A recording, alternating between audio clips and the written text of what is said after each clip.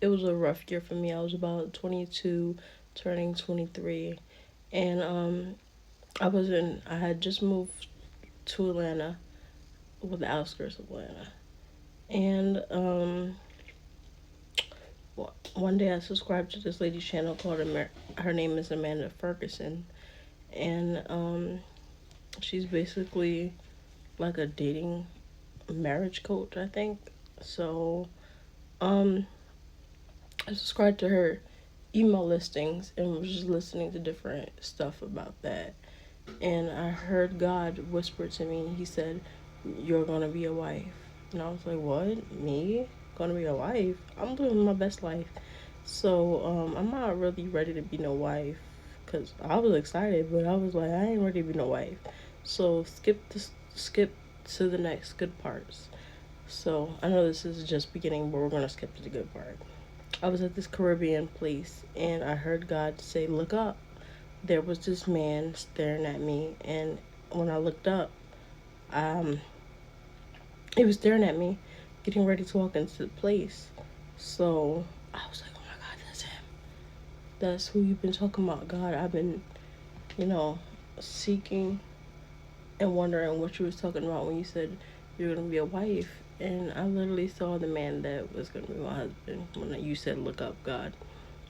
Anyways, so I guess I knew I was working on limited time because I was going to be in Atlanta for a long time. I had missed my family, and not only that, just things weren't going right for me as far as getting a job that could pay me enough as much as New York did. And so what else? I was dating like a dummy. I was rushing this man to commit to me, and he really even knew my last name. Skip to the next part. I googled him. He gave me his first name, and I googled him to find his Facebook. And my sister calls him my Google husband. This is funny. Anyways, my sister calls him my Google husband because I googled a picture of him and found his Facebook. So I inboxed him, and I forgot what I said to him. I mean, I didn't forget, but yeah, I don't need to know all that.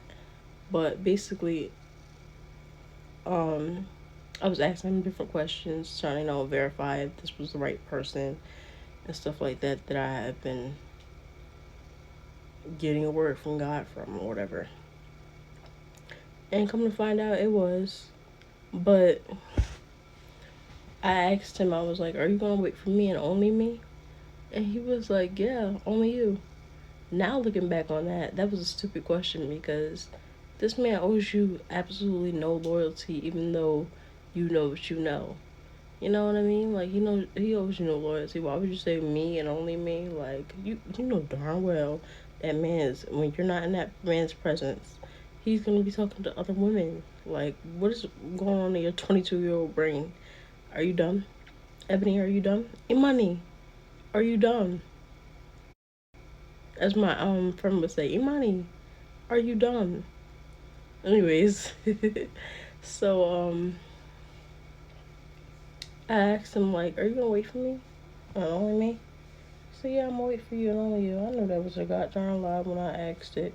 When he answered that. Um,